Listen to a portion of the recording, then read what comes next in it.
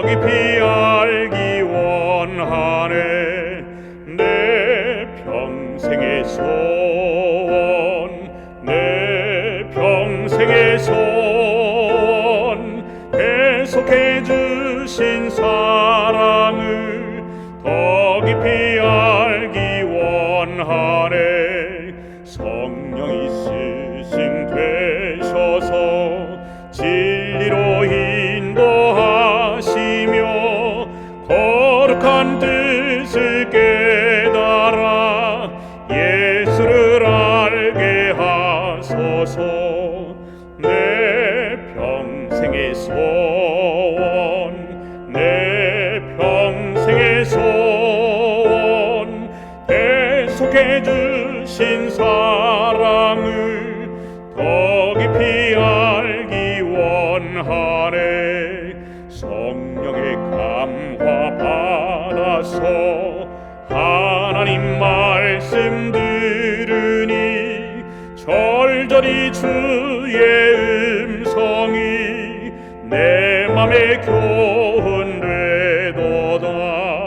내 평생의 소원, 내 평생의 소원, 계속해 주신 사랑을 더 깊이 알기 원하네. 예수께 영광 돌리세. 그 이름 거룩하도다. 평화의 왕이 오시는 그 나라 백성 되겠네. 내 평생의 소원, 내 평생의 소원, 계속해 주신 사랑을 더 깊이 알기 원하네.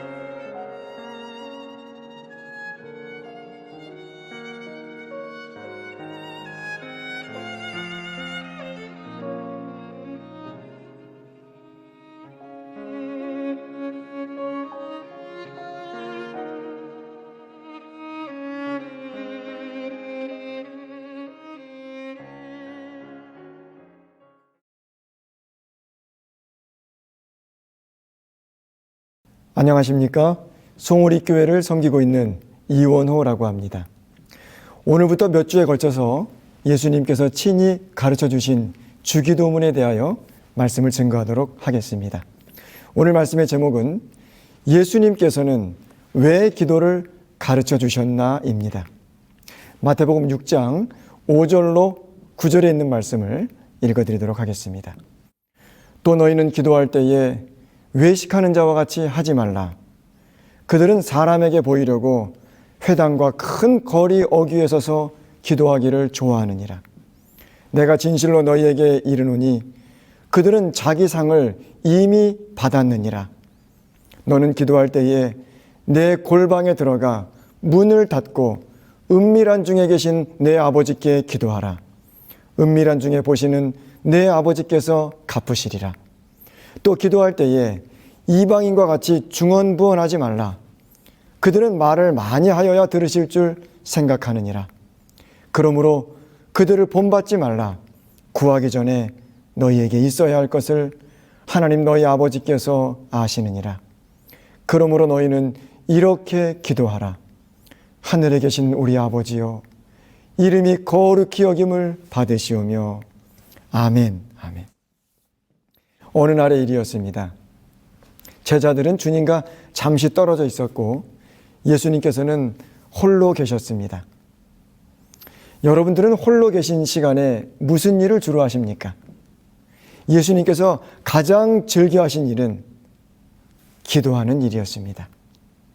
그날도 예수님께서 홀로 계신 시간에 기도하고 계셨습니다. 기도하는 동안 제자들이 돌아왔습니다. 그런데 예수님께서는 누가 온 줄도 모르고 계속 기도하시는데 소리를 내면서, 그것도 큰 소리로 기도를 계속 이어가시는 것입니다. 제자들이 방해할 수가 없었습니다. 가만히 옆에서 보고 있는데 예수님의 얼굴이 하늘의 광채로 환하게 빛나고 마치 하나님의 면전에서 이야기하는 듯 하였습니다. 제자들은 그 음성에서 강한 능력을 느끼게 되었습니다. 제자들의 마음이 깊이 감동되었습니다. 예수님의 말씀과 사역의 능력이 바로 이 기도에 있었다는 사실을 알게 되었습니다. 기도가 끝나자 예수님께 요청합니다. 우리에게도 기도를 가르쳐 주십시오. 그래서 가르쳐 주신 기도가 바로 우리가 살펴보게 될 주기도문입니다. 예수님께서는 기도를 어떻게 해야 될지 본격적으로 가르쳐 주시기 전에 왜 기도를 가르쳐 주시는지를 잠깐 먼저 설명해 주시는데요. 그 부분이 바로 마태복음 6장 5절로 8절까지의 내용입니다. 5절과 6절의 말씀을 다시 한번 읽어보겠습니다. 또 너희는 기도할 때에 외식하는 자와 같이 하지 말라.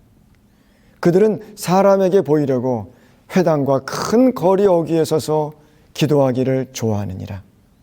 내가 진실로 너희에게 이르노니 그들은 자기 상을 이미 받았느니라. 너는 기도할 때에 내 골방에 들어가 문을 닫고 은밀한 중에 계신 내 아버지께 기도하라. 은밀한 중에 보시는 내 아버지께서 갚으시리라. 아멘. 아멘.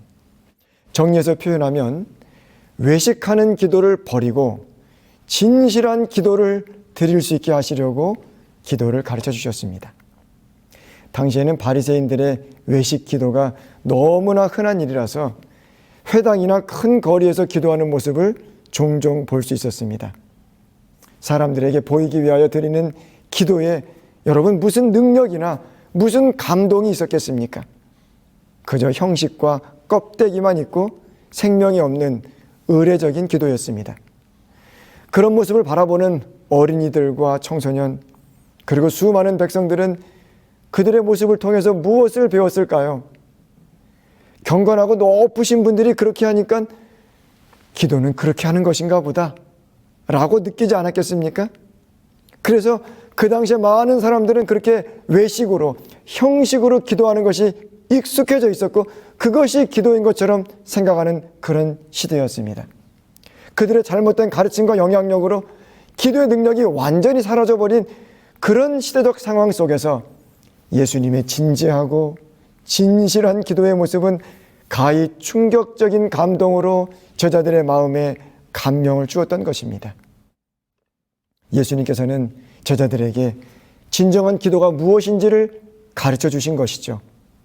기도는 사람들에게 보여주기 위한 전시품이 아님을 일깨워 주신 것입니다. 기도의 생명은 진실에 있습니다. 진실이 빠져버린 기도는 생명 없는 액세서리 전시품에 불과하기 때문에 그렇습니다. 그래서 진실한 기도를 드리기 위해서 사람들이 많이 있는 곳을 피해서 골방으로 들어가라고 말씀하십니다. 골방은 사람들의 시선이 없는 곳입니다. 그러나 그곳에는 하나님의 시선이 머물러 있습니다. 골방은 사람들이 듣지 못하는 곳입니다. 그러나 그곳에서 하나님께서 들으십니다. 골방은 사람들의 칭찬도 인정도 없는 곳입니다.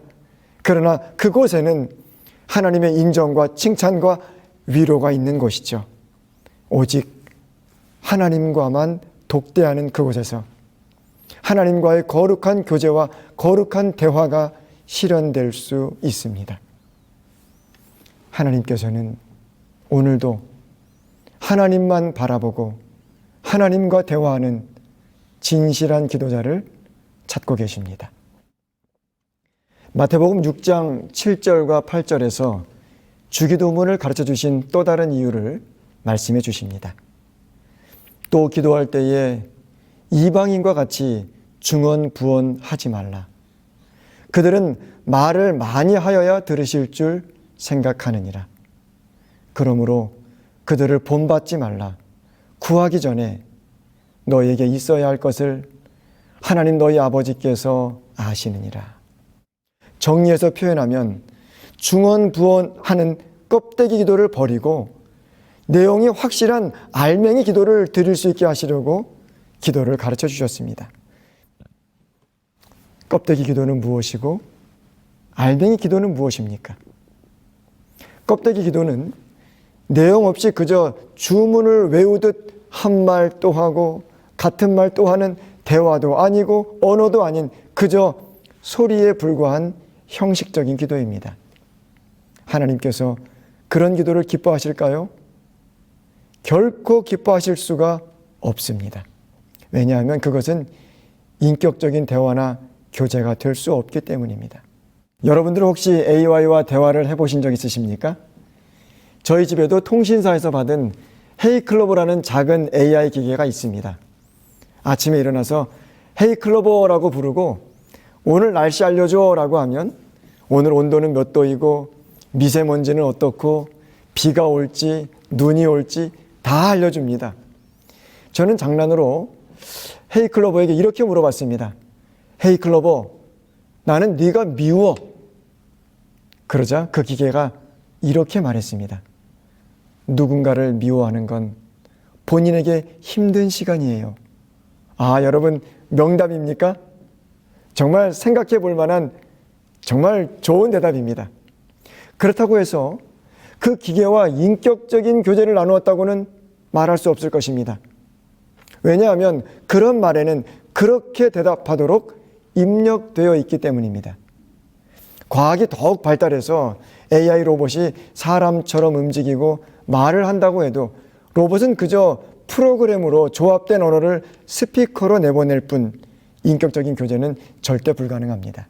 내용 없이 중언부언으로 기도하는 것은 마치 인격 없는 AI 인형이 입력된 말을 되풀이하는 것과 크게 다르지 않습니다. 하나님과의 교제가 될 수 없는 것은 물론이거니와 하나님 마음에 허무함을 드리는 일이 아니겠습니까? 그래서 예수님께서 기도를 가르쳐 주셨습니다. 주님께서는 우리와 인격적인 교제를 원하십니다. 주문 외우듯 중언부언으로 기도하는 것은 결코 기도가 될 수 없습니다. 어떤 사람들은 같은 말을 계속 반복하여 말하다가 자기 도취에 빠지고 그리고 마침내는 개구리 소리 비슷한 소리를 내면서 최면에 걸린 듯 정신없이 무슨 말인지도 모르는 말을 쏟아내면서 그것이 영적 체험인 것처럼 생각하는 그리스도인들도 있습니다. 하나님께서는 그런 류의 기도를 결코 기뻐하지 않으십니다. 그런 류의 기도는 이방인들이 하는 것임을 분명히 말씀하셨습니다. 마태복음 6장 7절입니다. 이방인과 같이 중언부언하지 말라. 확실하고 뚜렷한 내용으로 하나님과 인격적인 대화를 나누는 진실한 기도자들이 되어주시길 바랍니다. 마태복음 6장 9절의 말씀을 읽겠습니다. 그러므로 너희는 이렇게 기도하라. 하늘에 계신 우리 아버지여, 이름이 거룩히 여김을 받으시오며. 아멘. 이 장면은 마치 예수님께서 한마디씩 기도를 따라해 보라고 말씀하시는 것처럼 느껴집니다. 저는 중학교 1학년 때 영어를 처음 배우기 시작했는데요. 그때 영어 선생님이 가장 많이 쓰신 말이 Repeat after me 였습니다. 나를 따라서 말해보라는 것입니다. 그렇게 따라하면서 한마디, 두마디 생소한 외국어를 익히게 됩니다. Good morning, good afternoon, how do you do, how are you? 이런 말들을 자꾸 따라서 하다 보니까 자기도 모르는 사이에 입에 붙게 되고 익숙해지게 되는 것이죠. 우리 주님께서 기도를 가르쳐 주신 또 다른 이유는 따라하면서 익히도록 가르쳐 주셨습니다. 주기도문을 따라서 계속 기도하다 보면 어느 순간 외식이 아닌 진실한 기도를 드릴 수 있게 되고요. 중언부언 껍데기 기도가 아닌 내용이 확실한 알맹이 기도를 드릴 수 있게 될 것입니다. 우리는 하나님과 인격적인 대화와 교제를 가질 수 있게 될 것입니다. 반복적으로 따라하는 것은 익히는데 얼마나 좋은 방법인지 모릅니다. 피아노를 처음 배우는 학생들은 바이엘이라는 교재에서 가르쳐주는 대로 도레도레도 혹은 도레미 도레미도 등 쉬운 건반 누르기를 계속 따라하게 합니다. 그러다 보면 나중에는 소나타도 연주할 수 있는 연주자가 되는 것이죠. 컴퓨터를 배울 때도 마찬가지입니다. 그 전에 제가 컴퓨터를 배우기 시작하던 90년대에는 무조건 따라하기 시리즈가 있었습니다.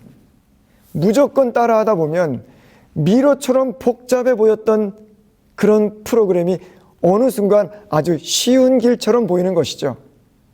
그림을 배울 때도 처음에는 무조건 따라서 그리는 것입니다.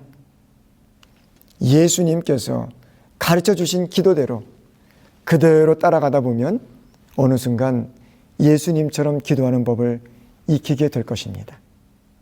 예수님께서 어떻게 따라하도록 하셨는지 오늘 그 첫 마디만 따라해보고 그 의미를 생각해 보도록 하겠습니다. 마태복음 6장 9절입니다. 그러므로 너희는 이렇게 기도하라. 하늘에 계신 우리 아버지요. 아멘. 따라해 보시기 바랍니다. 하늘에 계신 우리 아버지요. 기도를 시작할 때 하나님을 아버지로 부르도록 하신 것입니다. 우리의 기도를 들으시고 받으시는 분은 전능하신 창조주이신데요. 그분이 우리의 아버지라는 사실을 인식하는 것은 대단히 중요한 일입니다. 산상보훈 103페이지입니다. 예수께서는 당신의 아버지를 우리의 아버지로 부르도록 가르치신다. 아멘.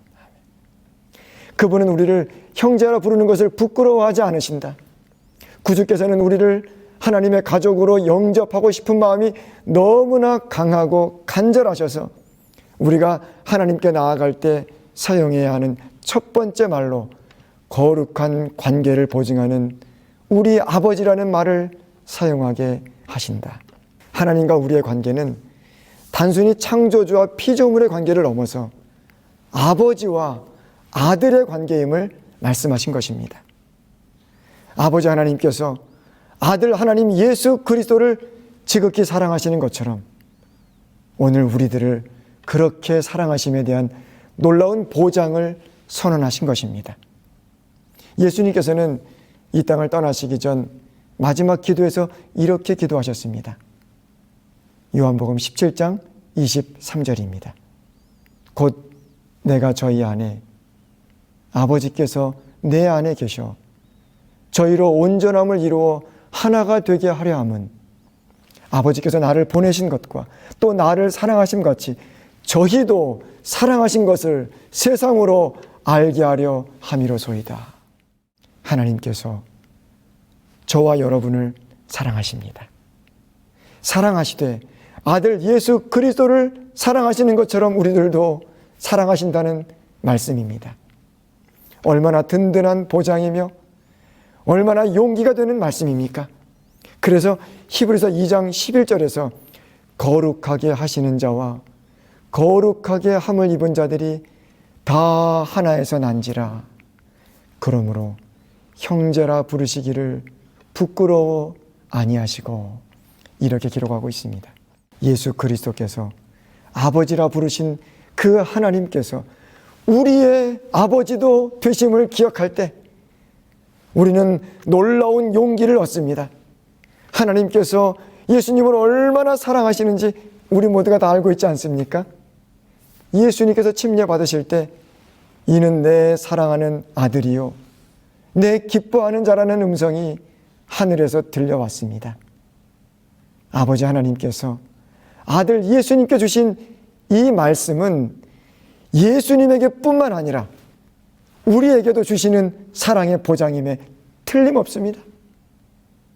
산상보훈 103페이지입니다.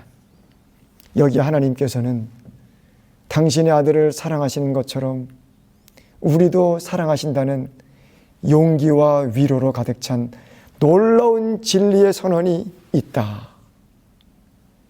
하나님께서는 사랑이 많으신 아버지이십니다. 그러므로 담대히 하나님의 보좌 앞에 나아가시길 바랍니다. 미국 대통령이 사는 백악관에 일반 사람들은 밖에서 구경은 할 수 있지만 함부로 들어가지는 못합니다. 그런데 누구는 마음대로 드나들까요? 아들, 손자, 손녀는 제 마음대로 왔다 갔다 합니다. 누구의 집이니까요?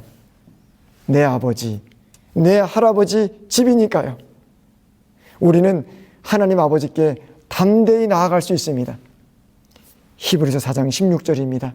그러므로 우리는 긍휼하심을 받고 때를 따라 돕는 은혜를 얻기 위하여 은혜의 보좌 앞에 담대히 나아갈 것이니라. 아멘, 아멘. 하나님께서는 우리의 아버지십니다. 전능하신 창조주이시지만 동시에 우리를 사랑하시는 아버지이십니다. 우리의 기도를 들으시기를 기뻐하십니다. 하나님께서 우리가 기도하기 시작하면 너무도 기뻐하셔서 두 팔을 벌리시면서 환영하십니다. 산상보훈 103페이지입니다.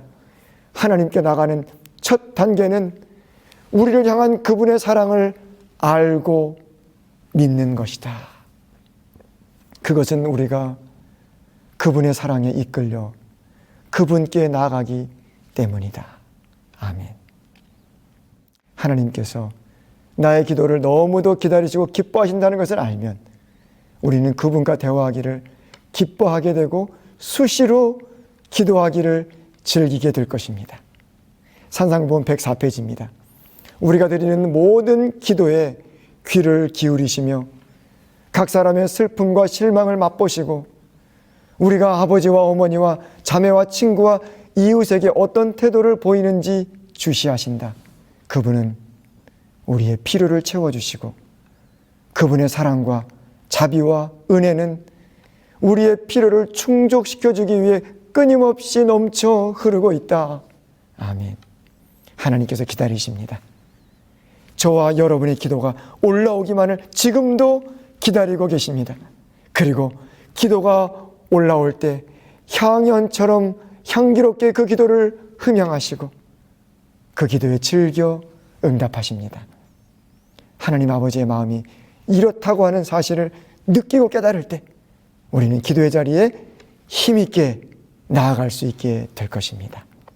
오늘 말씀을 정리하겠습니다. 예수님께서 왜 기도를 가르쳐 주셨습니까? 첫째, 외식하는 기도를 버리고 진실한 기도를 드릴 수 있게 하시기 위함입니다.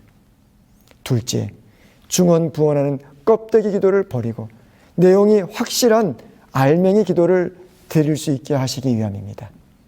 셋째, 따라하면서 익힐 수 있게 하시려고 기도를 가르쳐 주셨습니다.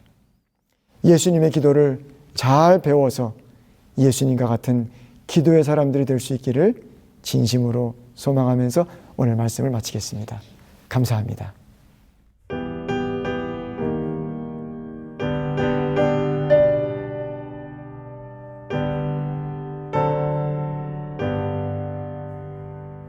예수는 나의 힘이요 내 생명 되시니 구주 예수 떠나가며 죄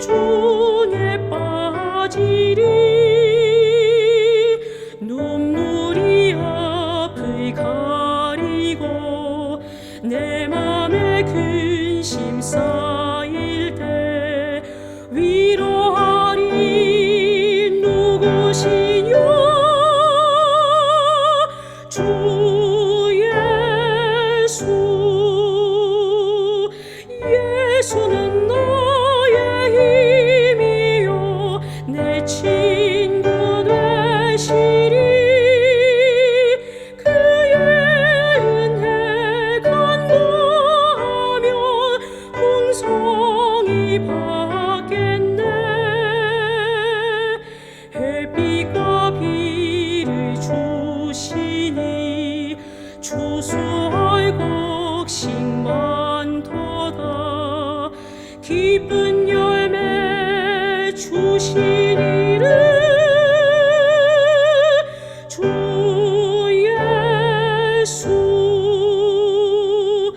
예수는 나의 힘이요 내 기쁨 되시니.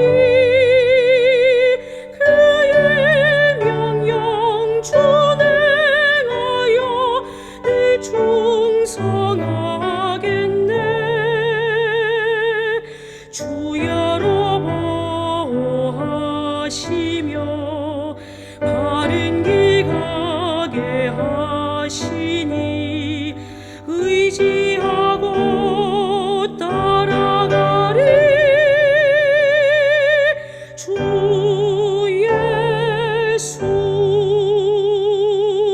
예수는 나의 힘이요 내 소망 되시니. 예수께서 재림할 때 곧 영생 얻으리. 한없는 복이 주시고 영원한 기쁨 주리니. 나의 생명 나의 기쁨 주 예수.